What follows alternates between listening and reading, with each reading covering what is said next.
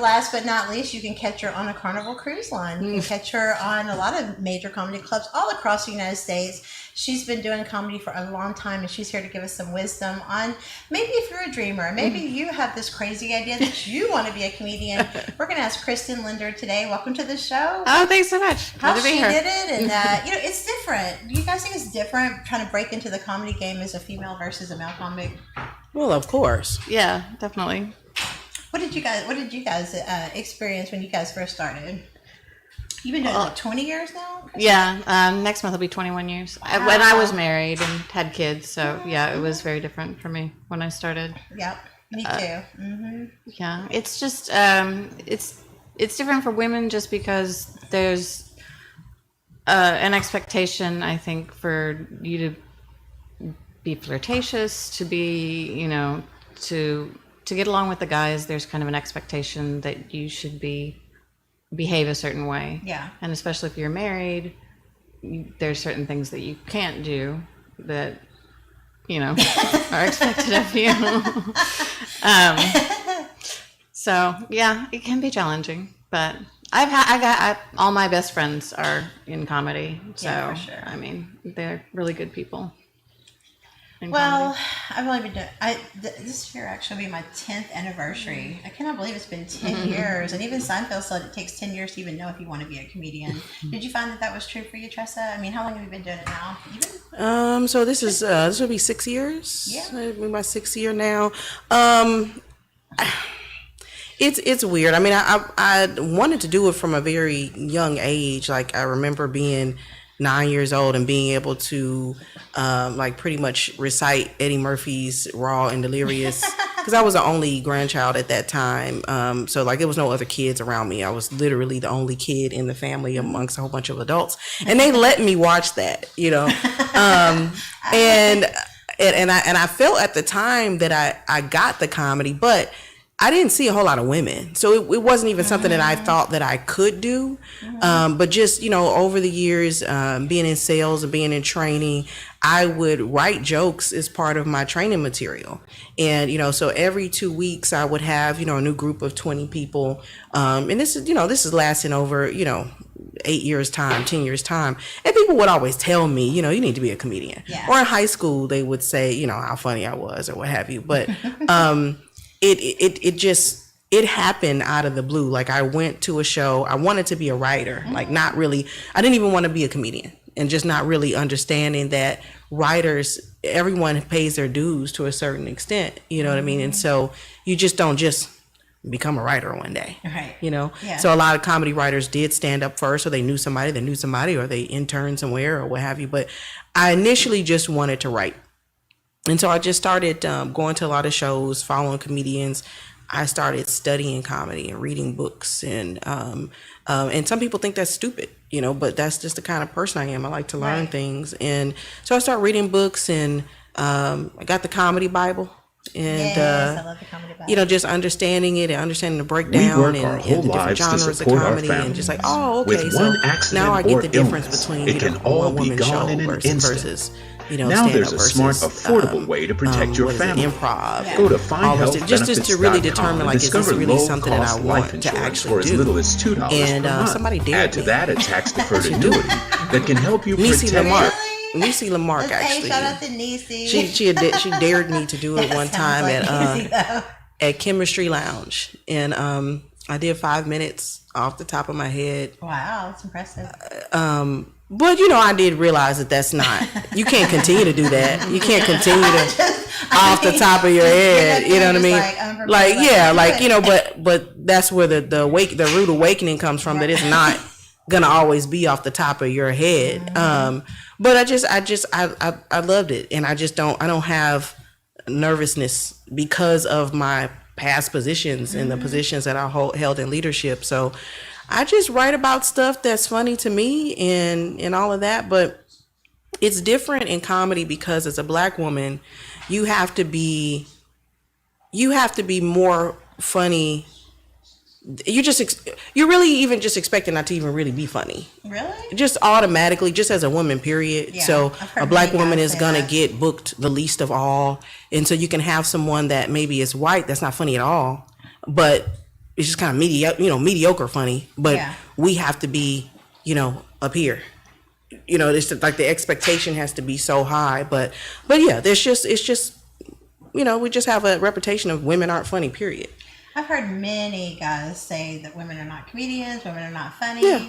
And the thing is that, like, for example, since it's FCC, we can't cuss, but I've heard guys say that the penis joke is the AK-47 of comedy, and guys can do it all the time. But if a girl gets up there, it's like, all she ever talks about is that. And that's what they say. And they talk about sex all the time. But if we do, we'll get, it'll be we're a slut. Yeah, or just that's all we talk about, as if that's not all they talk about. Right.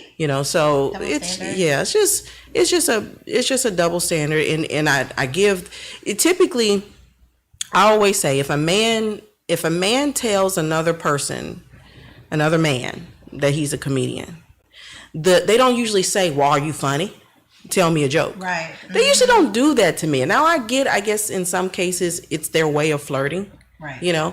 So men tell me that women do say that to them, but as far as like, to another man, a man to another man, like, yeah, I'm a comic. It's like, oh, okay, cool. Yeah. When's your next show? Right. For us, it's like, oh, really? Are you funny? So that's when I started that show. We're funny. Stop asking. And before the joke joint closed. So that's where that came from, because that's what I still get that. Are you funny? And what do you think my answer is going to be? Of course, I think I am. I'm sure there are plenty of people that think I'm not, but it doesn't matter. It's about my audience. Exactly.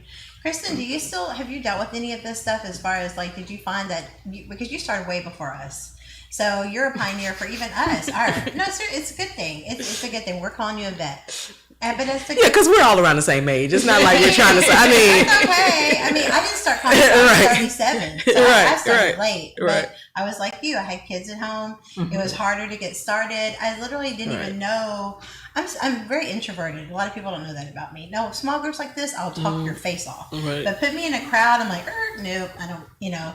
So when you first came in, did you find that there was many opportunities? Like, we've had Olivia Arrington on and some other females, and they were just saying how when they first started, it was a whole different ballgame for women.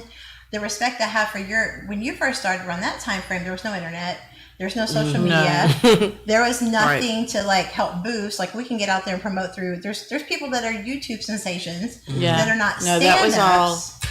I mean, it's crazy for me to think now, but yeah, it used to be that you would, if you wanted to get booked, then you would record your set with a video camera, and then you would make VHS tapes. I love it. And you would put those in a padded envelope with your headshot, your paper headshot, and your paper resume, and you would mail out, and they would put all that on your taxes, but it was like so many hundreds of dollars in mail outs. With these huge, and then you would go to a comedy club and you'd see just stacks of VHS tapes in the manager's office because they weren't looking at them. But it was so much money to send out all this ridiculous. We're all starving artists. And now, like, I don't even have a stamp. What do you mean? That's crazy. Let alone before emails and stuff. Yeah, that's what it was. So how did you get past that? That's impressive. That's amazing to me. I mean, especially honestly, I mean, a lot of people say, "Oh, it's so hard for women," and there are a lot of things that are harder for women. But I do think that that's something that people overlook, and that a lot of women we don't talk about, because that is something that works to our advantage. Being a woman has its advantages. There are times when it's like, I was on a show last night and I was the only woman on the show, and then there was a voting period, and they remembered me because I was the only woman on the show. Right. So, I mean, there are times when it's going to be, okay, well, I have an advantage in the fact that I am a woman. Right. And so there are times that I get opportunities purely because that demographic hasn't been filled in certain situations. So, I mean, I have gotten further in my career because I have the parts in certain situations. So, I mean, yes, I have had to write. Yes, I have had to work hard. Yes, I have had to keep up with that as well. But it's not all bad. I mean, yes, there's been sexual harassment. Yes, there's been stuff like that too. but the good comes with the bad. It's true. You know, it's so funny how, you know, I think that you just always find out things eventually, right?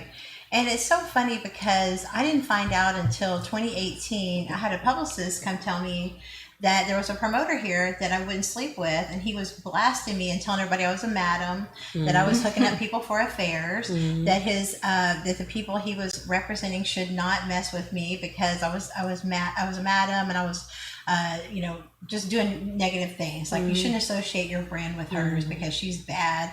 And I'm like, wow, I mean, that must be a real threat. You know, if you got to go that far to just start making lies on people, I just think it's so, it's just, because I remember the first time that happened, I got a text message from him telling me he was in the mood to do it. Out of the blue. And I'm just like, hello, how's your day? What's going on? I mean, anything. Well, that's the thing. I mean, like, the bookers, there are so many, 9 times out of 10, I get a message and it'll start with, you know, hey baby, you know, sweetie, hey, like, totally. You know, and I respond, how may I help you? Exactly. You know, my name is Tressa. Yep. You know, are you contacting me from booking? You know, there's one, like, there's a whole lot of them that'll ask me if I'm single. Like, wait a minute, are you looking to book me, or what are we talking about here? You know what I mean? So, you know, I mean, but the thing about it is that in comedy, people, first of all, book their friends. Yeah. I do it too, but I book my friends that are funny. Right. That I can count on, that I know that they can do the time, and I don't have to like them early because they're just going to tank. Yeah. But at some point, if you're just only booking your friends, and there's only one woman on the show, there's really no call for that. Yeah. There's a lot of talented women, so the fact that the one woman on the show thing, that has to stop. Right. And it's silly because there are more women, and that's the problem. Like, we don't get booked enough as a whole. Right. And then black women are booked the very least. Wow. And so it's just some different unfair things. But I mean, there are some cases where somebody might book me because they thought I was cute. And they're just going to take the chance and, you know, just ask around like, hey, and they just happen to ask the person who thinks Tressa is funny as opposed to the person who thinks Tressa isn't. Right. But they're still going off of how I look. And that's kind of how we're judged first, even as comedians, is what we look like first, not the talent first, right. You know? Yeah. So that part is just, is weird. You know, unless it's a woman, I'm probably not going to get booked in New Orleans because I had a booker that just grabbed me and shoved his tongue down my throat. Oh my God. And we were just talking like this. I wasn't flirting with him. There's nothing, you know, and then people, you know, be like, well, what were you wearing? I mean, I was just wearing regular clothes. That's what they always say. And, you know, and we were just having regular conversation. We were talking about comedy. And he had just got married 2 weeks before. What? And he just grabbed me and just... It was the craziest thing. So I got back to Houston, and the rumor was that I was sleeping with him. The rumor beat you. That type, right? I couldn't even get home good. I couldn't. And I cussed that man out. Was it good? Did I smack him? I pushed him. I think I pushed him and yelled at him or something. It was like, you know, but I still did the show. You know what I mean? And that's the thing, like with sexual harassment, like, you know, the way we react to stuff. But I'm in New Orleans. I'm not gonna go home. I'm gonna still do the show, but I'm gonna cuss you out and tell you that you can't do that again. And that man's wife was like, she was in the building. Wow. Just weird stuff that men don't have to deal with. Yeah. And you know, here's the thing too. I know you're married, Kristen. This is one of the things when you're single, like I've had guys tell me, quit being a comedian, quit working with single men, quit being me, right. Go back to school, go get a degree as a nurse. I hate blood, so don't even know me. And then we can get married. And I'm like, what is the deal? Like, I'm telling you, it is always the thing they love about me the most. They're like, oh, that's hot, that's cool, that's sexy. And, but then they start off as a fan, right. And then they turn into like a freaking enemy. Like, right. Or even trying to date. I've dated another comedian before, and then I thought, well, if I can't date somebody in regular work, right. Then maybe I could date another entertainer, and that would even be better. And then it's like a competition. And then it's a competition. Jesus, I mean, like, who am I supposed to date? Because the regular guys can't deal with it. The entertainers can't deal with it. Have you dealt with that too, Tressa? I mean, just dating a comedian, and that was absolute competition, but I mean, he really wasn't a working comedian. There's But your problem. yeah, and then as comedians, most of us hug each other. I mean, we haven't been hugging now because of the virus, but most of us hug each other, and he would have issues with that, But I mean, just if you have an issue with it, tell me about it. Don't wait 6 months to a year later, and then now, or wait till we break it up, and then now you want to talk about, you have a problem with men hugging me. But I actually really haven't had that issue, as far as just, I dated a comedian for 3 years of the 6. Who was I with before that? I guess I'm so impressionable. Well, I've been single for 2. So I've been single for 3, 4, 5. So I've only had 1 year of, and I probably was single then. Yeah. So I've only dated, seriously dated one person as a comedian. Right. Everybody else's boy toys. But I'm just saying, no, I'm just playing. I'm joking. I'm just playing. I'm celibate. I'm joking. I'm not celibate. Today, this week, this month. Until 3:00. No, I'm taking applications, but I've only had one serious relationship in that time frame, and so most men do think it's sexy, but then some of them are threatened by it, and then what men tell me a lot is that they can't see laughing at me because they'd be turned on. I've gotten that too. Which is a really weird balance. It's weird. Yeah. It's a really weird balance because because if you go on stage and you're turning the men on, right, you are turning the women off. So nobody's laughing. Yeah. Interesting. So there's a very weird balance between being too sexy and being, it really is. being like, because women would be like this. Yeah. Because women will cross their arms, and then the men get really And I know aware. you've heard that before. I've actually heard that before. Like, heard a woman literally say, "You better not laugh at her." Yes. But the comedian was half dressed. It was weird. It was too sexual, you can't do that, and it was not. And there are some comedians that are famous that kind of are more sexy and they can get away with it. But they're famous now, so they kind of do whatever they want. Once you get a you know what I mean? Like, you can do whatever you yeah. want. But it was weird. She had like side boob out. It was strange. Well, that's why I don't understand the strip shows, the strip comedy shows, and the naked comedy shows. I'm like, that's not. not. Seen that really? Yeah, Have you seen that? Yeah. There's a comic. I don't want to blast her, but her shows are successful, so I don't want to necessarily say anything to it. But say anything about it. But I mean, because it's more so on the burlesque side, or the way you would have, like a burlesque, but I'm thinking of something else too. Monologues or something, like where it's kind of it's supposed to be. But what is it when you have the cross dressers? They're not cross dressers. drag Drag queens. Because that's comedy too. Yeah. And you know what I mean? No, drag queens and burlesque I think is great. I'm talking about the naked. Just completely naked. Naked comedy. Oh, okay. No clothes at all. Strip comedy. And naked comedy; those are actual things. Yeah. Where does that here? Do we do that? We've done it on festivals. There have been naked comedy shows here, but they do it other places too. Yeah, and it's like, and then somebody put out a blast on Facebook where they were like, "Hey, I'm booking a naked comedy show. Who's interested?" And I was like, "Anybody doing that is crazy. They're two totally separate things. Naked comedy doesn't work." It must, because they keep doing it. But Matthew Broussard did it when they did it on the Come and Take It festival, and Matthew Broussard was the only one that got laughs because he's a fantastic comic. He really is, and he has a great body, so that part of it worked. Right. But he had the jokes to overcome the fact that he looks great naked. Stage. Wow, but you can't. Yeah, because that's the combination of the sexy, right, and the funny, right. But you have to have the funny to overcome that sexy. You can't. And like you said, it's very important that what you said is that, and I mean, and some women don't care, but my comedy, the women are going to be on my side. You know what I mean? Right. Part of it is a little bit of a shock comedy, a little bit, because I'm going to talk about all the things that men do.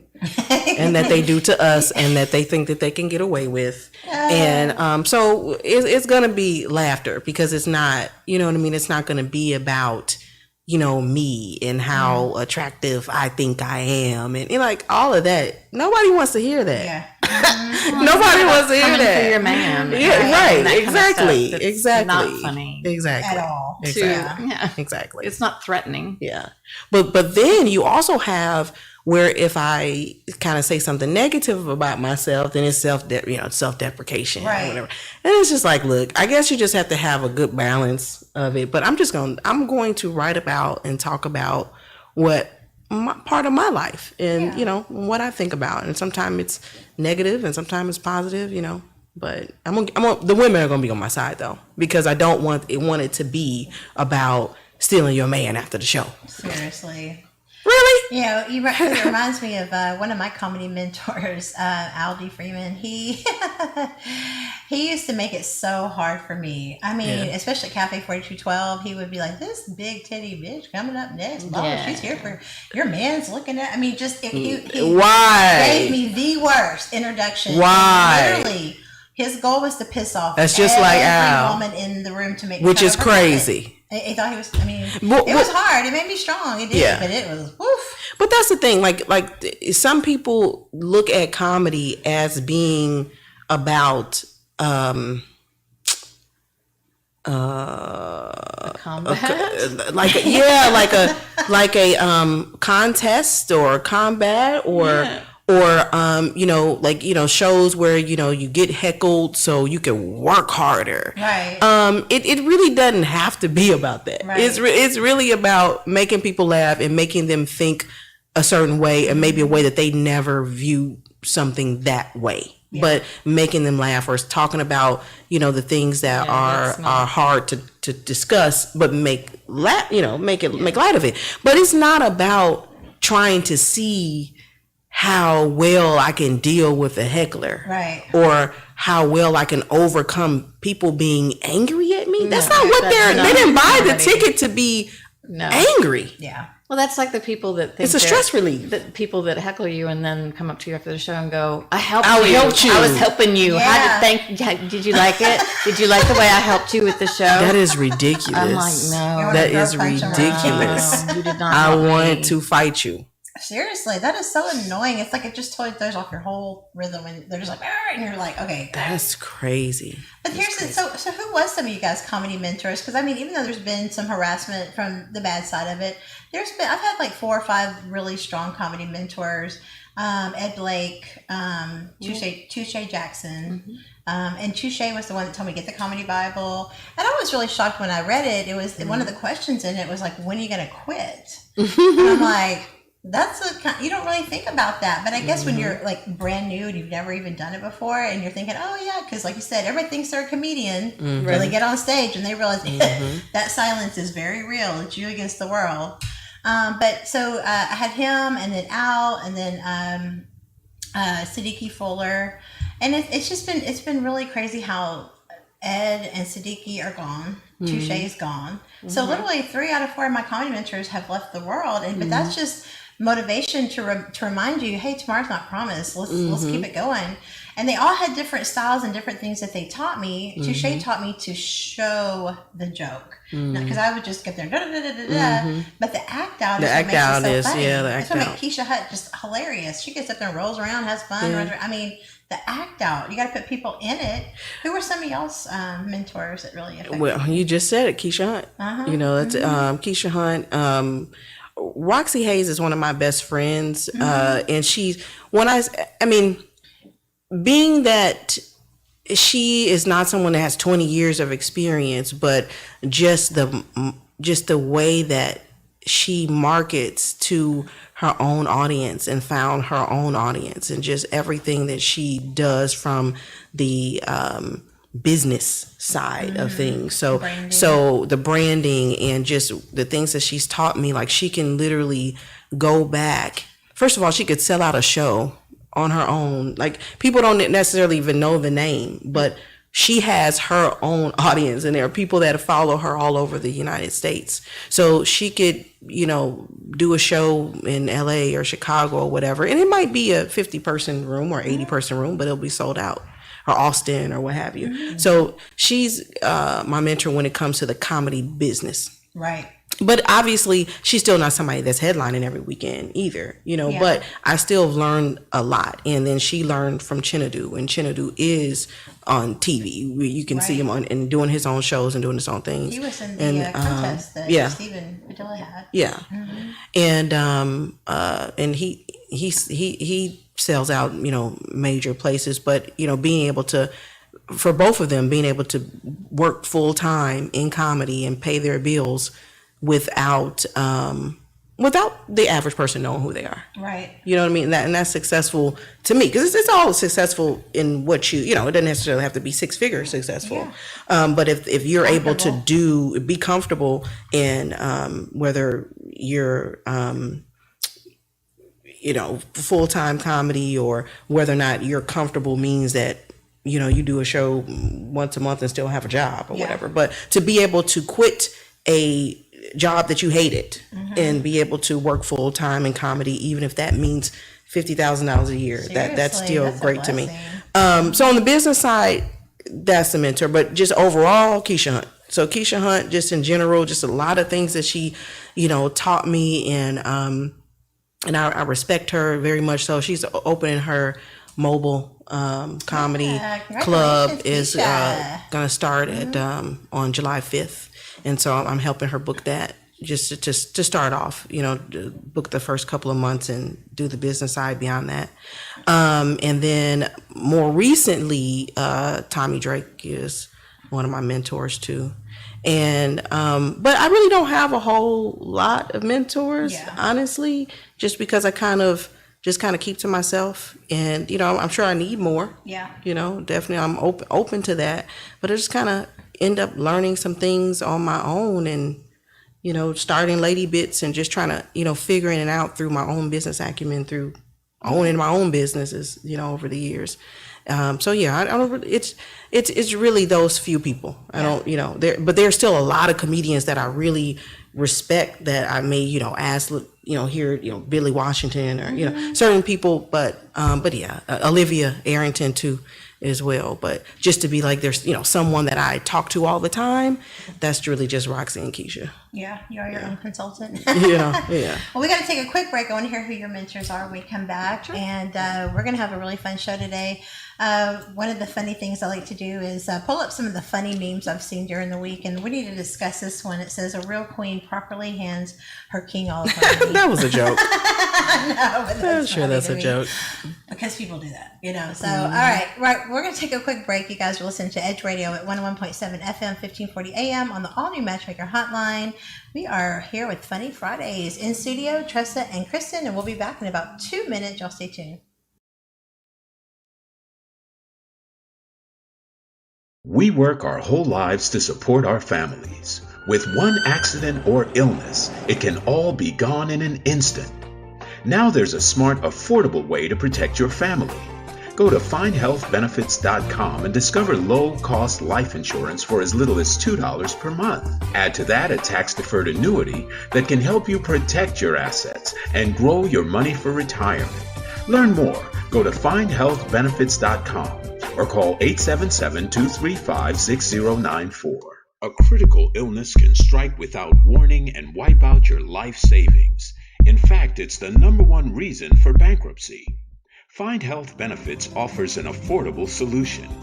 Get up to $50,000 if you get cancer, stroke, or a heart attack, giving you the peace of mind to focus on getting better while the plan helps you to pay your bills and medical expenses. Learn more. Go to findhealthbenefits.com or call 877-235-6094. 66% of seniors spend more time shopping for cable TV than Medicare plans. Most say because it's just too confusing. Laws change every year. The wrong plan could cost you thousands and prevent you from seeing the doctors you want. Introducing FindHealthBenefits.com. Save time, save money, see specialists without referrals. Go to FindHealthBenefits.com or call 877-235-6095. Hey guys, welcome back into Funny Fridays here on the all-new Matchmaker Hotline. It's your girl, Amber Neal. I am live in studio with Funny Friday Female Edition. Trista Ellaby and Kristen Linder. Welcome back into the show, guys. Thank you. So before the break, we were talking about our mentors and people that have really helped us and influenced us. What's been your story with that, Kristen? Well, actually, Tressa actually touched on a lot of mine. Billy D. Washington has been a great friend to me for all the years that I've been in comedy, and a mentor to me as well. And gives me the hardest time. But yeah, he's always been there for me, and he's an incredible influence on, not just my comedy, but, he's an amazing filmmaker, and he just in all aspects of just art in general. Super talented. Yeah, he's an incredibly talented person. And then, as she mentioned, Tommy Drake is also an incredible influence. And then Ali Sadiq is a local, amazing, talented guy that I'm hoping to emulate. He's somebody that I've always said from the beginning, mostly because I was here and I had to be here, and especially now with YouTube and with everything in the internet, that I've always said that it's possible to be a success where you are, that you don't have to go to New York or LA. Exactly. And I think that that's especially true now. So, but Ali's proving that. So that is one of the reasons that I really follow him, and I follow his career, and he's doing amazing things. And then I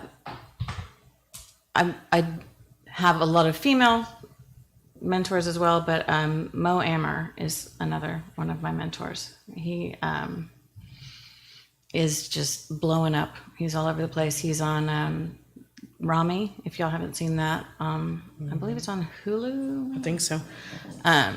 But he's on tour or I think the tour's over now, but he was touring with Dave Chappelle last year, and was popping up with Dave Chappelle all over Houston. I think he and Dave are working on a project here in Houston. But yeah, he started at the Comedy Showcase years ago. That was his home club with me, and I watched him grow up in comedy, and he has just exploded. He has a special on Netflix that is amazing, and I have just loved watching him grow. He's an amazing performer, artist. But yeah, she mentioned Olivia Arrington is amazing, and I've loved working with Olivia. I don't get to see her nearly as often as I'd like. Carolyn Picard is another one of my mentors. She works on Carnival. She used to be very, very hard on new, especially women, really probably too hard on female comics. And now she's a little bit easier on us, but she's somebody that's really taken care of me in the last several years. She's really trying to help me a lot. I have a lot of issues with self-confidence, especially on stage and in my writing, and she's really helping me. Yeah, Carolyn Picard, I met her when I'd been doing comedy about 2 months, and I didn't know anything back then, and I got booked to do a show in Galveston, and G.W. Bowles had, if you remember him, Yeah. He basically threatened me that if I did the show that I would get blacklisted, and that's her territory, and blah, blah, blah. And I was like, what? And so I just put it on Facebook, and I'm like, who is this guy? Like, who is this guy? Basically blasted him. And I got a call from Carolyn. She's like, you're just a fetus in the game. By the time you get funny, I'll be retired, and blah, blah, blah. And I was like, oh, wow. what? I didn't, so she was extremely hard. But then I saw her like a year later, and her and Touche were doing that room out at Sugarland. She was totally cool. But like when I first started, she lit my ass up all the way. Well, I talked to her. I've talked to her a couple of times, and eventually, once she's here, she reached out to me to be on Lady Bits, and she explained. I don't want to speak for her, but she explained what was going on in her life, why she was hard at that time, and she realizes that.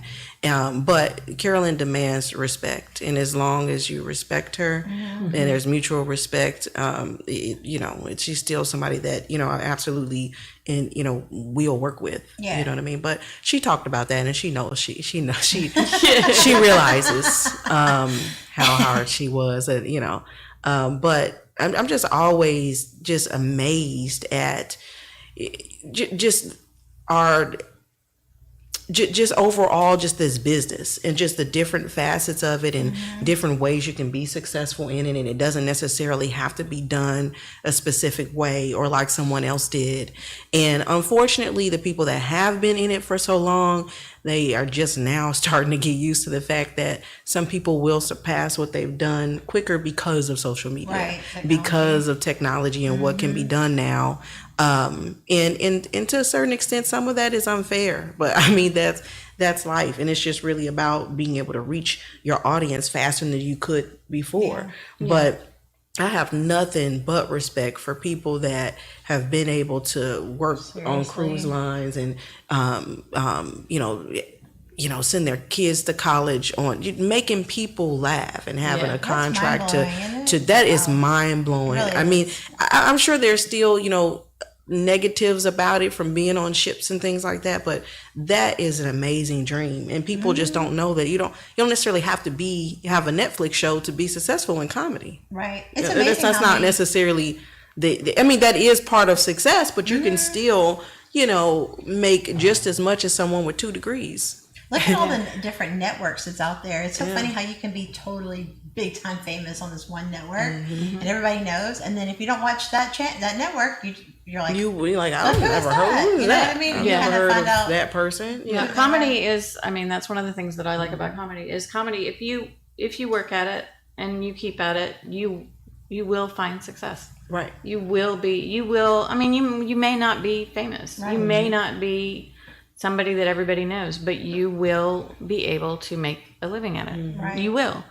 And that's something that you can't say for every job. Yeah. You cannot say that for, and that's amazing to me. And I love the fact that comedy is very much like a family, and it is you can network, and you will get better at it. Right. You will get better at it if you just keep working at it. And there's so few jobs that you can say that about.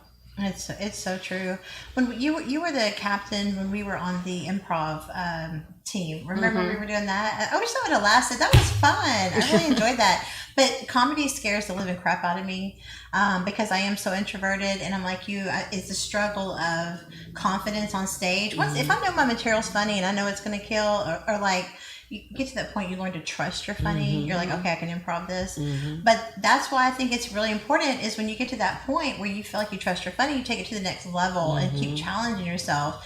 I know the very first time I did comedy, my very first time was at the Sherlock's at the open mic. And I came on as the Matchmaker, so I could do the branding.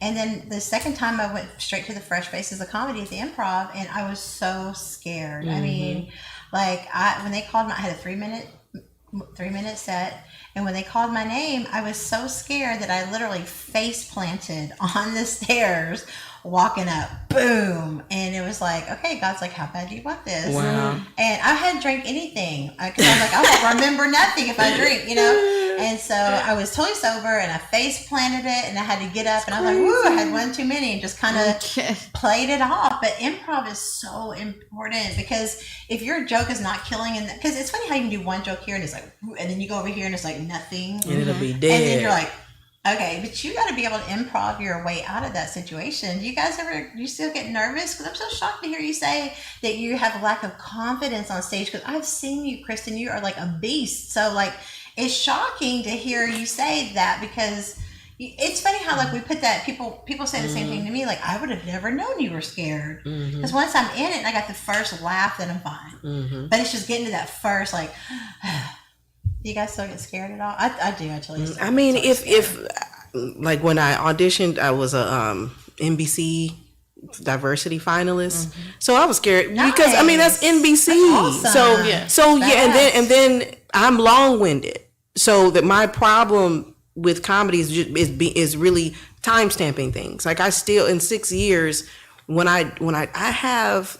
And just the way that I write is probably different than other people. I'm not writing word for word unless I'm told to timestamp it. Then it's not word for word. It's the subject, and you know it's the premise, and I know where I'm going with it. So if you tell me 2 minutes, that's hard. Yeah, you know what I mean. Yeah, it's easier for me to do 20 minutes than to do 2. And I'm like, okay, so how? Because I'm long-winded. Because well, and I'm not. It's just that. Oh, you have to get better and get to the point. You know what I mean? Yeah. So because of the fact that I'm still only 6 years in, that's the problem, is being able to take those words out so that you can get right to the premise, get right to the punchline. So giving me 2 minutes, that is absolutely going to make me nervous because I'm not the best. And that's okay with me. And that's okay with me. But that's what makes me nervous. So if I know someone's going to be there in particular, you know, like Keisha called me one time and was like, come up here. Nephew Tommy is up here. And I couldn't come. But I'm saying if I was able to, I would be crazy because now I know I'm going specifically for that, or someone is going to see me. Or when Bob Sumner came, you know, so and then I didn't do good that day. So when I know, like if I'm performing and somebody's there, somebody's important there, that's the only thing that would make me nervous. If you just didn't tell me, it would be better actually not to tell me. Yeah. And then you know what I mean, as opposed to I know, you know what I mean. But because of being a sales trainer and a sales manager, I just don't have that nervousness. You know, wow, that is general. Such a gift because I do get it so bad. Do you get nervous at all anymore? Oh, always. Yeah. Well, especially on ships and stuff, because ships are, you have to have, it's 3 different 30-minute shows and you're not allowed to repeat a joke. Really? And so it's a lot of, and you're the only one doing, like you have a host. But the host goes up and does, you know, just the rules, and they might do a little bit. They might do a couple jokes, but then it's you for 30 minutes. You start the show, you end the show. It's you, and it's very challenging, and it's the cruise ship crowds, and they're responsible. Clean. Yeah, it's family, isn't it? There's a family. There's one family and then two adults. And 2 adults. Okay, and then it's also they hold your job in their hands, and they're responsible for, you know, if they don't like you, they're writing critiques that night, and they're going. And you could be out, you know what I mean, based on that. I'm in my own head the entire time. Like that didn't work. That didn't work. Oh, somebody's going to guest services right after this. Like I see right now, tear it up. And that's the thing where, you know, doing clean comedy for me is the hardest thing in the world. Me too. And so to me, like a clean comic, that's like the mark of talent. Yes. Like real talent. The ultimate talent. You know, so and again, I'm gonna keep saying I'm okay with that. I don't really even want to do it.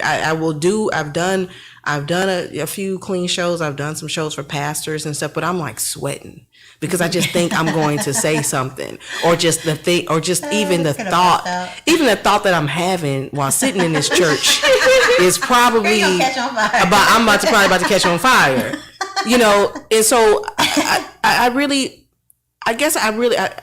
probably shouldn't put this out in the universe, but I'm not trying to be famous. That is not like you don't the Stan Lathan that produced lots of Dave Chappelle shows. You don't. That's Sanaa Lathan's father, which people didn't even realize that. But they don't know who he is, right? And I don't really care about that. I'm going to use my income from my business, and I am going to be a powerhouse in this industry. But you may not never know my name, and that's all right. I'm like, yeah. I'm there are so many people that are there are a few geniuses that are, like Trey Tutson is newer in comedy. He is amazing. And if I had the money that I will have, I would sign right here. We're about to do, because my mind is production, and what I can do, but I need money behind that to eventually do that. But I intend to put on festivals and major shows and sell out arenas, but you don't ever have to know who I am. I don't ever have to host it. That is not, but I still love it. Yeah. It's still a career to me. It's not just a hobby. I still want to keep it fresh by still doing comedy and everything, but my mind is on a different level. It's not necessarily being famous and traveling every weekend. I don't want to be on the road like nonstop like that. I'm old. I'm too settled for. I'm in my 40s. Like I don't. Yeah, I want to make people happy and laugh and relieve stress with comedy, but with other more talented people. I mean, that like Keisha Hunt and Bryson Brown, and Bryson is touring too. I mean, but it's so many people that, I mean, they are 50 times funnier than I. And I'm just not. It's just not about that and just how famous I can be. Yeah, I want to help other people become famous. The people that have been working at it all this time, that there's no reason that you shouldn't. There's no reason that this whole world should know about Keisha Hunt. Exactly, for real.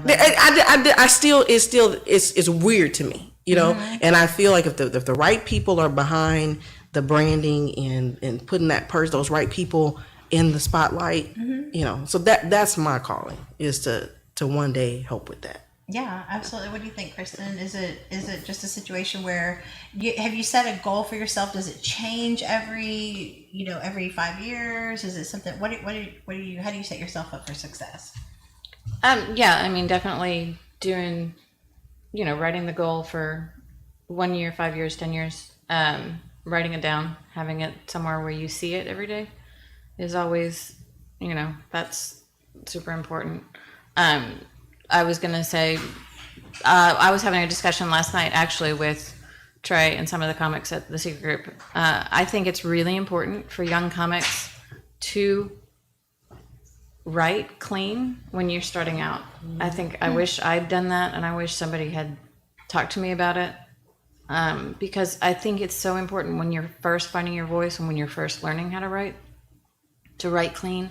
I think if you train your brain to do that when you're first doing it, and so that your brain, the first thing that it thinks of is something clean, the dirty stuff comes. The dirty stuff happens. It's so easy that it happens. Mm-hmm. The clean stuff is hard. And because my friend Paul Verghese is so good at it, so brilliant at it. Brian Regan, so good at it, so brilliant at it. Nate Bargatze, so good at it. There are certain people that are just really good at it.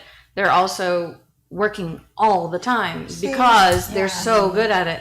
And I think it's possible to train your brain to write that way, but none of at least in Houston, nobody I know in the younger kids are doing that.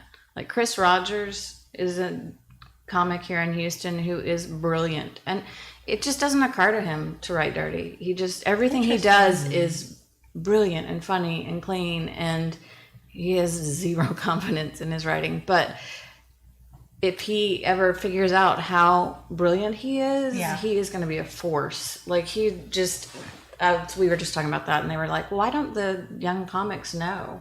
And I was like, well, one thing, they don't listen. Just don't care. Right. And two, they don't realize. I think also too, they just don't care in a sense of, some people are like, well, I don't want to do that, so I don't have a desire to do that. I shouldn't have to do it, and they're just going to deal with. There's just certain things you're not going to be able to get booked for. I mean, if you you can't do colleges and do corporate, and some of them don't want to. You know what I mean? And that's the chances that you take when it comes to that. But it is still true in comedy. I was told by, I think, John Heffron, if you have an hour clean, you will write your own check. Yeah. And it's absolutely true. I need to work on that. I remember when I'd been doing comedy 8 months, I did a comedy contest. And I think at the time, Ted Vincent was running the club out on the north side. And he just looked me dead in my face. He's like, "You're funny, but you're blue." I didn't even know what blue meant. What it meant, right. I had no idea. But no one had said, you need to write clean. Like, be true to yourself. I remember when Al, I won a contest 2 months in, and Al was like, "You're funny, stay true to yourself." And my aunt said, "You're like the female George Carlin," because I'm dirty as hell. But I want to learn clean, because I don't want to leave the TV. Because what if you get famous enough that, okay, now you need to go on the Tonight Show, or now you need to go on here? Well, yeah, I can make that fit, but past 15 minutes, I got a time. I can make that, but it's just, and it's just not what I'm thinking. Especially in like, I think it was for the Shaq thing. Like, all the guys were doing, we were supposed to be clean. All the guys were doing blue. What? And then I think I said one off-color thing. And women came up to me afterward and they were like, "We don't appreciate a lady saying things like that." And I was like, But it was okay for the men. oh, absolutely. So annoying. Do you feel like the ladies in the business themselves have been supportive, or do you feel like that's even been a bigger challenge than the guys? Sometimes it's crazy. It's like, why can't we're women? We're not going out. I have one female comedian. We're friends going after the same job. No, we're not. Like, I have my story. You have your story. Our styles are different. What people are looking for may be different. Why can't we support each other as women in the game? Like, that's what makes me sad. Well, I mean, because I'm more so centrally in Houston. I haven't had that issue. So, but I'm the one booking the women shows too. So I think it is possible. Yeah. I'm sure that you probably have that, but I mean, in Houston, I haven't had that issue. Like, people, women have been supportive. Yeah. We don't get into, fights and issues, and there are a couple of, there's 2 women I can think of that kind of start little things, but out of all of us, they have been supportive, but again, I have been centrally here trying to help build the scene here. Right. So I'm sure in other places, or LA and New York and all that, of course, that's going to be different, but I can say for Houston that, we've been good. The women, we stick together, and we look out for each other. Now that doesn't mean that if you're not funny, then I'm going to book you because you're a woman, because I'm not. Right. Well, yeah, definitely. Yeah. I think the trouble starts when, because it has happened, there have been comics, even here, where women will use what they're not supposed to use as females to get ahead in the game. Here? You can't get anywhere here. Not anymore. She's not here. Oh, I was about to say, where? What can you do by giving that? Nothing. But there have been those that have flirted and slept their way to get certain stage things. Time. And, yeah. But do you know what that's a factor? Did the man start that rumor? No, I know it's a fact. Okay. But do you feel that women are selling blowjobs at the men's club? Okay. Yeah. Well, yeah, it's got enough to give, but you're selling. I mean, it's bad. The amount of it, they're selling. What? But do you feel that or just overall that as far as just them women being supportive of each other, do you feel like it's No. I think that's great. I know that I can think of a couple of women that are not, but that whole thing makes the whole scene look bad is when somebody starts. Yeah. And then that, and then this whole, I was sleeping with my man, and that's where that all starts, is when somebody, because I know of one particular story where this was a long time ago when we were very first starting out. There was a whole group of guys going to audition out of state, and this one woman heard about it and was like, "Oh, I'm coming," and all the guys were like, "Don't let her come. She's gonna flirt, and she's gonna flirt her way onto the stage. She's gonna make me sleep with her." No. She's gonna flirt with the booker and make the booker not pay any attention to us. Right. Oh, and God. So they left. She showed up, and then they'd left her, and so she was like, "Well, just tell me where you are." and she showed up and did exactly what. Wow. Like, as they're on stage, she's sitting in the back with the booker, just flirting with the booker. She's the only one that got booked, and she tanked and ruined the whole experience for everybody. Ruined the name of the Houston Comets. Yeah, because one comic can ruin. Yeah, I mean, ruin so it. that kind of stuff. Yeah, is where it's like, it. I could think of one female comic that has a room that doesn't seem to like women, but that that's just being a B to women, just doing some really weird things. But other than that, for the most part, Houston has a good group of women. It's just that we still have to do more shows. You know what I mean? We still have to have more places to do shows. I mean, right now, the secret group is what we have. I mean, there's just not a ton of clubs in Houston right now. Yeah, there's not. What is going on with that? Like when I moved to Arizona last year for my year, I was there. I produced a show at the Stir Crazy Comedy Club, and there wasn't a lot of females. Like there was some, but not like it was hard. It was hard for me to find other females to be on the show. And I found this one lady, Robin Sly. She is like almost 70. Killed. I mean, like, you just see it and you just like, oh my God, you need to get on stage. She was like the only female that I was really able to find out there. But like when I came out there, I felt like it's weird how I feel like I get more love when I'm away than I do in my own town, my own hometown sometimes. Is it just because we're all... Everybody says that. But I mean, well, we have the lack of the clubs. The club. I mean, we literally just have the improv and the secret group, and then everywhere else is going to be a room somebody has booked just or bars. what have There you, were or 5 bars. clubs in Arizona, just in the Phoenix area. Yeah, 5 nice clubs. I mean, like it's very strange. They're the 5th largest city. No, I know. It's I strange don't understand what that's all about. I really don't. All the clubs are shut down here, like the old school clubs, and then we had, and then the joke joint. Like, God, that was a shock. I don't think anybody expected that to happen. Well, I mean, it does need to be centrally located. If you're going to do a club, it needs to be in the right location. Parking needs to be right.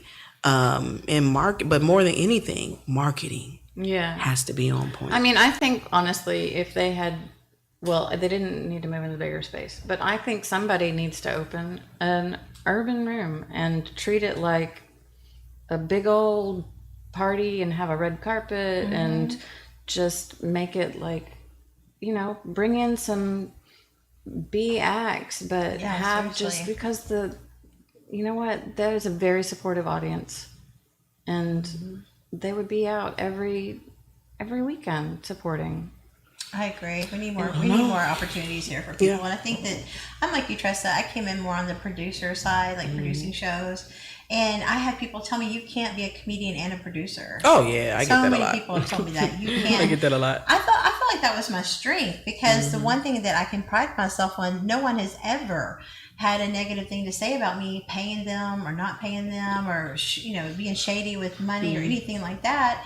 If anything, I'm the opposite. Like I feel like if you are at the point that you are an improv level comedian, I feel like it's insulting for me to ask you to buy tickets or sell tickets. I would rather just pay you.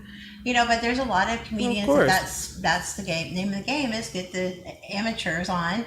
You don't really have that great of a show, in my opinion, because it is amateurs, and you got a packed house.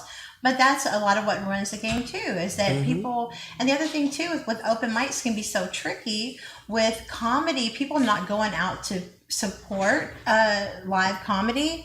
It's crazy how why would I pay to come see you when I can go to an open mic and I can get it for free? So it's like a catch-22. I guess maybe just don't announce where you're going to be at the open mic if you're actually trying to sell tickets to a show. Yeah. Well, I mean, but that's the thing. I mean, my shows are not. I never ask comics to sell tickets. Now, when I first started producing shows, I gave them that option. Like, if that's something you want to do, you can. But if you're a producer, it's on you. It's not on other people to market your show. Exactly. And that just comes from just greed. You know what I mean? So you're just going to put it on the backs of everybody else and sell tickets. But yeah, I don't do bringer shows. Well, we got to take a quick break, you guys. When we come back, we're going to talk about some really funny battle of the sexist topics that we talked about this week. And I want to get you guys' opinion on this. You guys are listening to Edge Radio at 101.7 FM, 1540 AM. It is the Matchmaker Hotline, and we will be back in 2 minutes. Stay tuned.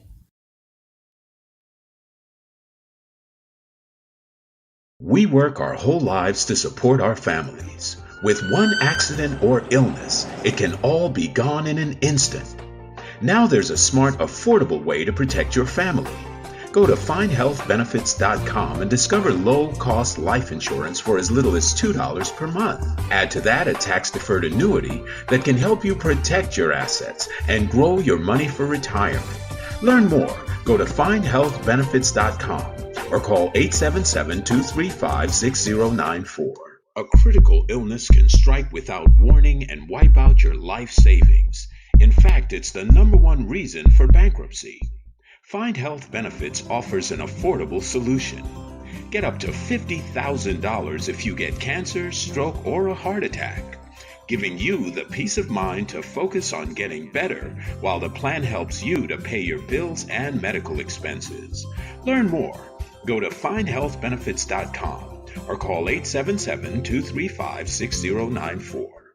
66% of seniors spend more time shopping for cable TV than Medicare plans. Most say because it's just too confusing.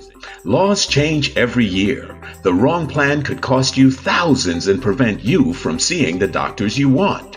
Introducing FindHealthBenefits.com. Save time, save money, see specialists without referrals. Go to FindHealthBenefits.com or call 877-235-6094 for this informative brochure. We work our whole lives to support our families. With one accident or illness, it can all be gone in an instant. Now there's a smart, affordable way to protect your family. Go to findhealthbenefits.com and discover low-cost life insurance for as little as $2 per month. Add to that a tax-deferred annuity that can help you protect your assets and grow your money for retirement.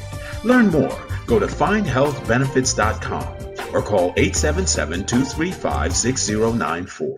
A critical illness can strike without warning and wipe out your life savings. In fact, it's the #1 reason for bankruptcy. Find Health Benefits offers an affordable solution. Get up to $50,000 if you get cancer, stroke, or a heart attack, giving you the peace of mind to focus on getting better while the plan helps you to pay your bills and medical expenses. Learn more. Go to findhealthbenefits.com or call 877-235-6094. 66% of seniors spend more time shopping for cable TV than Medicare plans. Most say because it's just too confusing. Laws change every year. The wrong plan could cost you thousands and prevent you from seeing the doctors you want.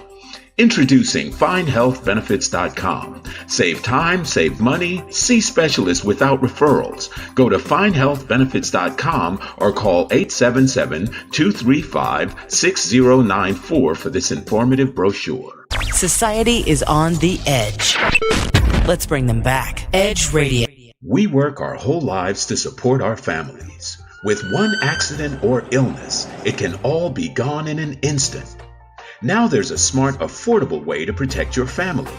Go to findhealthbenefits.com and discover low-cost life insurance for as little as $2 per month. Add to that a tax-deferred annuity that can help you protect your assets and grow your money for retirement. Learn more. Go to findhealthbenefits.com or call 877-235-6094. A critical illness can strike without warning and wipe out your life savings. In fact, it's the #1 reason for bankruptcy. Find Health Benefits offers an affordable solution. Get up to $50,000 if you get cancer, stroke, or a heart attack, giving you the peace of mind to focus on getting better while the plan helps you to pay your bills and medical expenses. Learn more. Go to findhealthbenefits.com or call 877-235-6094.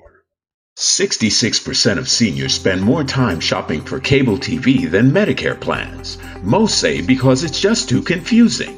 Laws change every year. The wrong plan could cost you thousands and prevent you from seeing the doctors you want.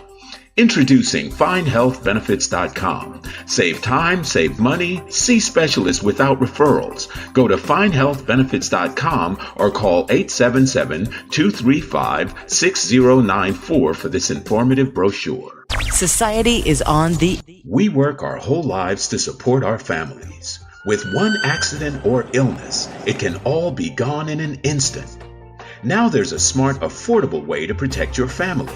Go to FindHealthBenefits.com and discover low-cost life insurance for as little as $2 per month. Add to that a tax-deferred annuity that can help you protect your assets and grow your money for retirement. Learn more. Go to FindHealthBenefits.com or call 877-235-6094. A critical illness can strike without warning and wipe out your life savings. In fact, it's the #1 reason for bankruptcy. Find Health Benefits offers an affordable solution. Get up to $50,000 if you get cancer, stroke, or a heart attack, giving you the peace of mind to focus on getting better while the plan helps you to pay your bills and medical expenses. Learn more.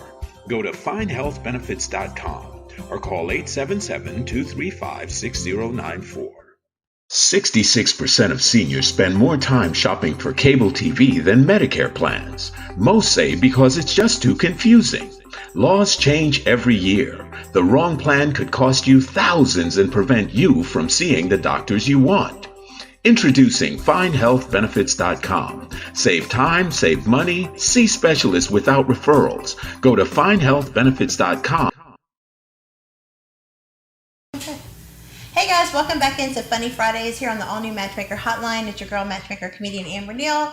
I am live in studio with the one and only Tressa Ellaby and Kristen Linder. It is the female edition. Yay! So you were telling us on the post that we did, you got a show tomorrow night. Yes. Did Did you say we were comedians yet? Did I say that? I don't know. I don't think she said... Or it's Funny Fridays always comedians? It's always, so they know that. They know. Okay, so y'all know. So but they're comedians. My fault. So Lady Bits is tomorrow at the Secret Group. It is our comeback after the time, after the teen. I mean the quarantine. So we call it the teen for short.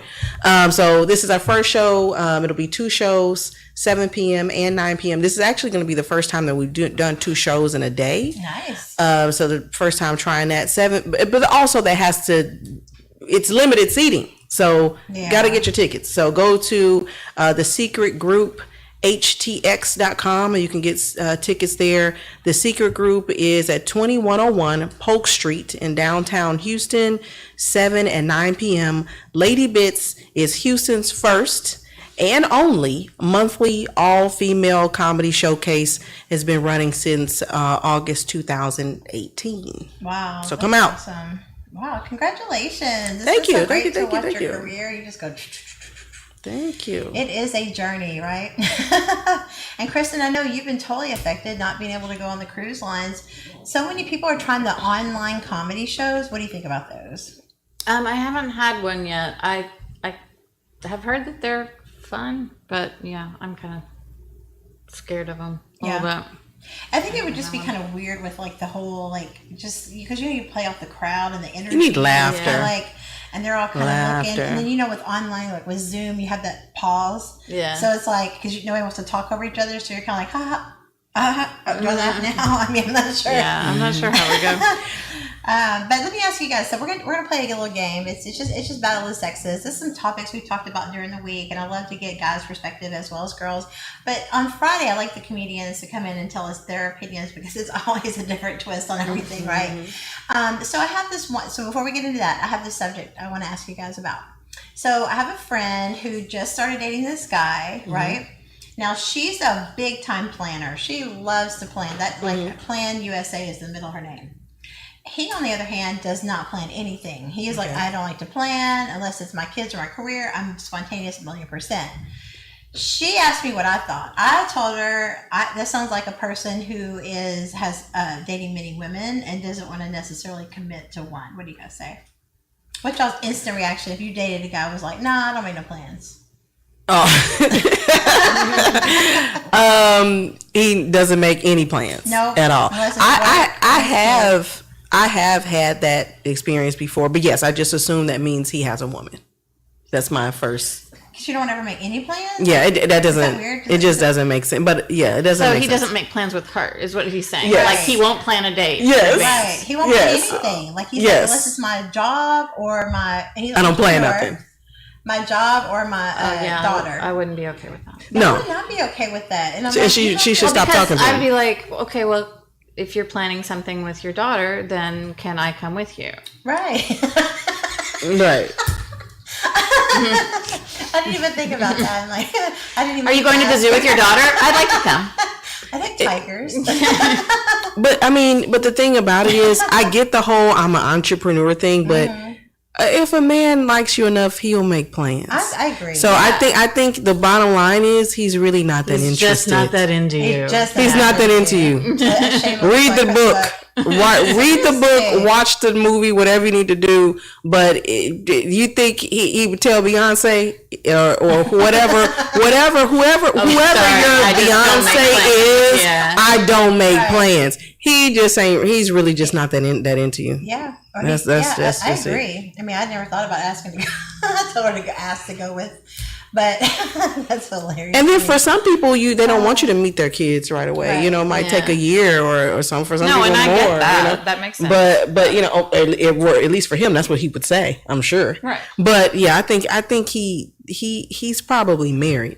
That is still your classic answer. Girl, that has been your answer for years. Every time I would say he's married. He's married.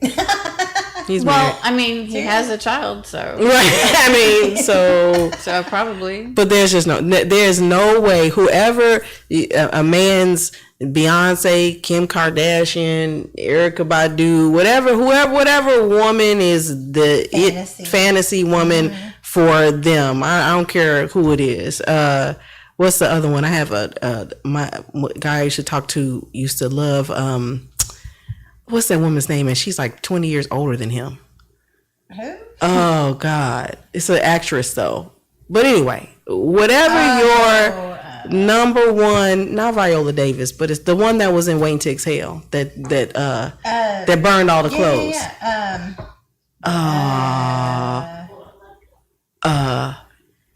Wait. No. Angela Bassett. Yeah. Angela Bassett. She would have got her groove back though. Yeah. So, whoever it is that you love, okay, whatever woman that is, you would not tell her you don't make plans. I agree. I think we're all in agreement. So, you heard it from, I had to get some more advice, but I'm telling you, he's married and he just ain't that into you. So that's our consensus. So at the end of the day, just don't, if that's his thing and y'all are just dating and you're not even committed like that, I think, because I think they're just dating, just don't wait around. Just don't sit around and wait around on a man that's not committing any kind of plans to you. That's the worst thing you can do is like, well, I'm just going to keep this schedule open and then you just start feeling some kind of way. Make your own plans, be true to you, honey. Go with somebody else. Yeah. Okay, so here's some of the funny battle of the sex questions we asked this week. I can't wait to hear you. Okay. And I'm sure they're all married. It's going to be Tressa. He married. He's married. I understand it's supposed to be he apostrophe S. No, he married. And this is special to get you guys' opinion because of what we dealt with being entertainers and dealing with people that can't necessarily always deal with that, right? So this is very special for us because we're not the average woman who is not in the public eye, right? So this is going to be funny. Number one, can you still be friends with the opposite sex once you're in a relationship? Because once you're in a relationship, like afterwards, with that person or with anybody. Let's say you have let's say you have a significant other that you're committed to, right? Can you still be friends with the opposite sex if you have a man? Absolutely.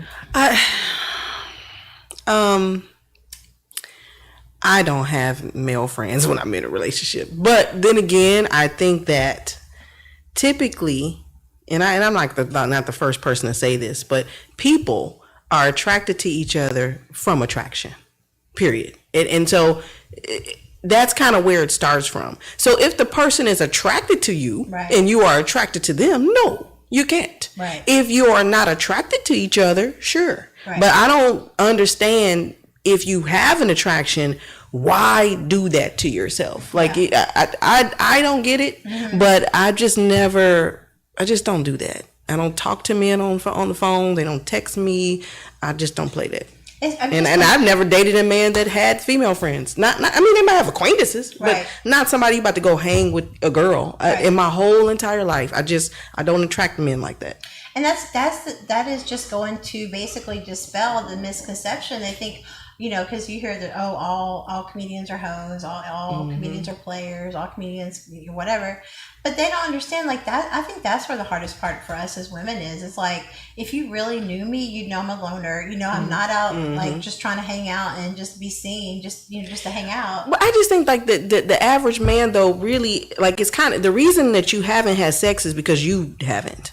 You know what I mean? Like, your male friend would sleep with you if you want to. But unless he's not attracted to you. If he's not attracted to you and you're not attracted to him, then but I'm just saying, like, I just don't get that. If there's an attraction, you have to be a bigger person and let that be. So if there's no attraction, and I guess so. Or like, I'm the kind of person, when I was married, we were friends with couples. I didn't go hang out with single people. He didn't go hang out with single people. I mean, like, if it's your family, that's kind of different. But it's unavoidable. There's more male comics than female comics. We're inevitably gonna be around male. I'm cool with them. I mean, even now, I feel like there are men that are my friends, but we're still not talking on the phone like that. Like, we talk about business or whatever, or when I get there to a comedy club, we're talking. I might even buy them a drink or vice versa. But it's not just somebody I'm just talking on the phone with all the time. And especially not in a relationship. I just wouldn't. I just would stop it. Friend, like right. I guess that's it. It's like, those are work friends to me. Yeah. But I don't know. I'm sure it's probably going to come a time where I have to deal with a man that has female friends. It's just, I've just over the years have known women pretending to be their friend. They pretended, like, I'm on the outside. I'm not part of the triangle, but it was like a woman pretending she was like his best friend, but they were sleeping together the whole time.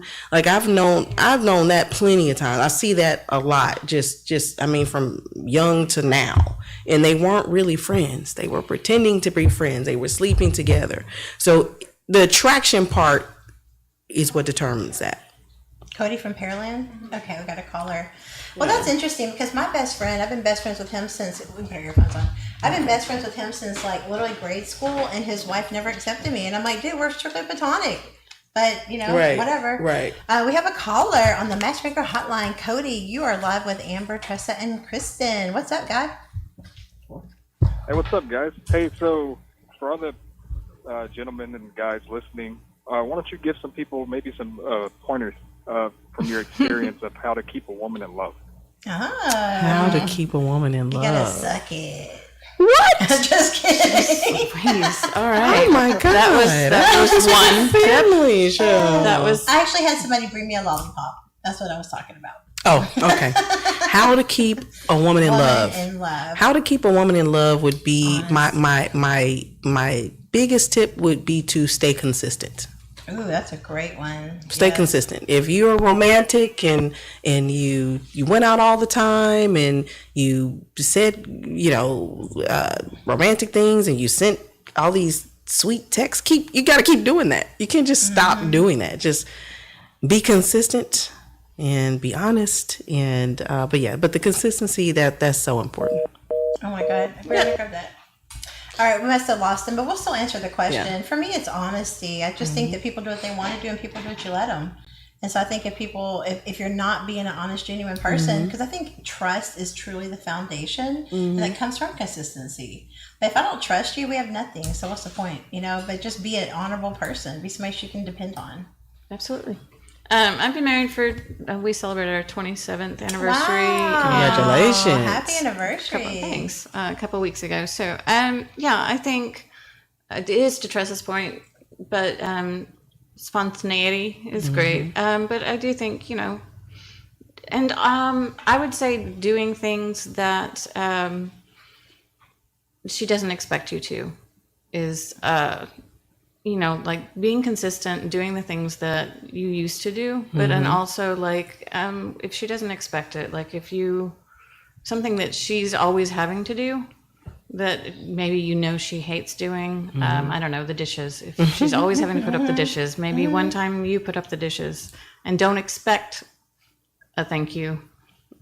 That thank you, will come anyway. But that kind of stuff always, when it comes from a place of love, when you're doing it without expecting a thank you, that the kind of stuff always makes a woman appreciate you more. It goes a long way. It goes a long way. Yeah. And it doesn't have to be, there's the love languages. I don't know. I was just literally saying that. I was trying to let you say, like, I was like, I don't want to like start talking when you're talking, but I was about to say, learn her love language. Yes. Because and they don't have this love language, because I just took that test, and every one of my love language is giving gifts. That's not a love language that they have in those things, but I love giving gifts, and receiving gifts is one of the love languages. But there's a book, or there's online tests, but anyway, love languages, there's several. There's receiving gifts, or having tasks, or words of aspiration, words of words of affirmation, or touch, or touch, and time. Isn't it time spent? Time spent together, and so those kind of things. So find out what she like. If it's spending time together, make a picnic and go out and spend time together. If it's touch, hold hands. If it whatever it is that means something to her, find out what that is, and then make a conscious effort to do that for her. Yep. 5lovelanguages.com. You guys can definitely get the answer. If you guys want to call in and talk to us, and we'll give you our advice, 281-587-1540. And we're here with Tressa and Kristen on the Funny Fridays, and we are going to go back to our Battle of the Sexes game. Okay, so we can take this off just so we can hear the callers. Okay, so the second question. So, we talked about being friends with the opposite sex. I disagree. Okay. I mean, all my best friends are guys, and they're all comics, but I've been best friends with Billy and John Wessling. But he is married. These are married people. Like, I know. You know what I mean? And like they're married.